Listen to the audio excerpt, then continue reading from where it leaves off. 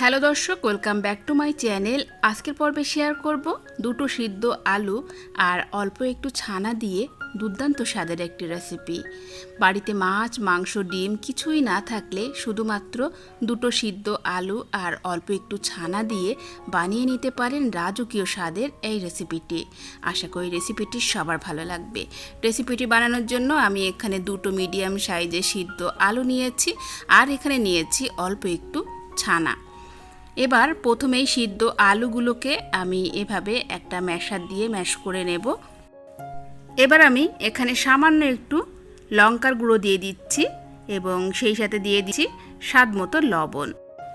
তো এখন আলুগুলোকে খুব ভালো করে একসাথে ভালো করে ম্যাশ করে নিচ্ছি। এই পর্যায়ে আমি দিয়ে দিচ্ছি 2 টেবিল চামচ পরিমাণ ময়দা। আপনারা ময়দার পরিবর্তে এখানে চালের গুঁড়ো দিতে পারেন। ময়দা কিংবা চালের গুঁড়োটা দিলে খুব ভালোভাবে বাইন্ডিং করা যাবে, তো সেজন্য মোটামুটি 1 টেবিল চামচ পরিমাণ দিয়ে দিলাম। দিয়ে এখন সিদ্ধ আলু আর ছানা একসাথে ভালো করে এভাবে মাখিয়ে নিতে হবে। তো সব কিছু একসাথে খুব ভালো করে আমি বেশ কিছুক্ষণ ধরে মথে নিয়েছি। এখন কিন্তু একদম একটা আটার ডোয়ের মতো দেখতে হয়েছে। এবার এই ডো থেকে অল্প অল্প করে নিয়ে এখন আমি ঠিক যেভাবে আমরা টিকিয়া বানাই ঠিক সেভাবে বানিয়ে নেব। আমি এখানে গোল গোল শেপ দিয়ে হালকা করে একটু চাপটা করে নিচ্ছি। আপনারা আপনাদের পছন্দ মতো শেপ এখানে দিয়ে নিতে পারেন। তো এখন এভাবে আমি সবগুলো বানিয়ে নেব। আর এগুলো বানানো কিন্তু খুব সহজ, যে কেউ আপনারা এগুলো বানিয়ে নিতে পারবেন। তো এখানে সবগুলো আমার বানানো কমপ্লিট হয়ে গেছে। তো এবার আমি আলু আর ছানার টিকিয়াগুলো ভেজে নেব। আর ভাজার জন্য আমি অলরেডি তেল গরম করে নিয়েছি। আর খুব অল্প তেলেই কিন্তু আপনারা এই টিকিয়াগুলো ভেজে নিতে পারবেন। তো এখানে একে একে সবগুলো টিকিয়া আমি দিয়ে দেব। আর এই পর্যায়ে গ্যাসের ফ্লেমটাকে লো টু মিডিয়ামে রেখে জাল করতে হবে। যেহেতু এখানে ছানা দেওয়া, তাই খুব তাড়াতাড়ি কিন্তু পুড়ে যেতে পারে। তো সেজন্য অবশ্যই লো টু মিডিয়ামে রেখে জাল করে নিতে হবে।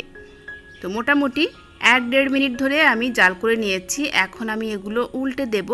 খুব বেশি ডিপ ফ্রাই করার দরকার নেই, ঠিক এভাবে হালকা একটু কালার চলে এলেই এগুলো উল্টে দিতে হবে। এবার এই পিঠটাকেও হালকা করে একটু কালার করে ভেজে নিতে হবে।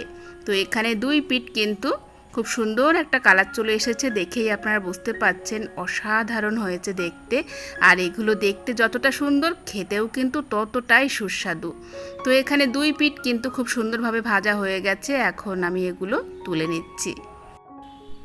এবার ওই প্যানেই দিয়ে দিলাম 2 টেবিল চামচ পরিমাণ রিফাইন তেল, গোটা গরম মশলা দিয়ে দিলাম। এরপর দিয়ে দিচ্ছি পেঁয়াজ কুচি। 2 মিডিয়াম সাইজের পেঁয়াজ কুচিয়ে নিয়েছি। এখন পেঁয়াজটাকে খুব সুন্দর করে ভেজে নিতে হবে, যতক্ষণ না পেঁয়াজ থেকে খুব সুন্দর একটা ভাজা গন্ধ বেরিয়ে আসে। তো এখানে পেঁয়াজটাকে কিন্তু আমি খুব সুন্দর করে ভেজে নিয়েছি। খুব সুন্দর একটা কালার চলে এসেছে। এই পর্যায়ে আমি দিয়ে দিচ্ছি 2 টেবিল চামচ পরিমাণ আদা, রসুন আর জিরা বাটা। এরপর ওই সাথে সাথেই দিয়ে দিচ্ছি 1 টেবিল চামচ পরিমাণ কাশ্মীরি লঙ্কা পাউডার, পরিমাণ মতো হলুদের গুঁড়ো এবং ধনে পাউডার দিয়ে দিচ্ছি 1/2 চা চামচ পরিমাণ। এরপর আমি এখানে দিয়ে দিচ্ছি সিদ্ধ আলু। আমি যে সিদ্ধ আলুগুলো নিয়েছি, তো তার থেকে কিছুটা রেখে দিয়েছিলাম। তো সেই সিদ্ধ আলুগুলো এভাবে হাত দিয়ে জাস্ট একটু ভেঙে ভেঙে দিয়ে দিলাম। এতে করে কি হবে, গ্রেভিটা অনেক ঘন হবে। তবে চাইলে আপনারা আলুটা এই পর্যায়ে স্কিপ করতে পারেন। তো আলুটা দিয়ে এখন সব কিছু একসাথে মশলার সাথে ভালো করে মিশিয়ে নিতে হবে। এই পর্যায়ে আমি দিয়ে দিচ্ছি স্বাদ মতো লবণ। তো এখানে আলু আর মশলা একসাথে খুব ভালো করে কষিয়ে নিয়েছি। এই পর্যায়ে আমি দিয়ে দিচ্ছি ছানা কাটা যে জলটা ছিল, তো সেই জলটা আমি দিয়ে দিলাম মোটামুটি 1/2 কাপ পরিমাণ। এছাড়াও আমি আরও 1 কাপ পরিমাণ এক্সট্রা জল দিয়ে দিয়েছি। দিয়ে এখন ভালো করে আমি ঝোলটাকে ফুটিয়ে নিলাম।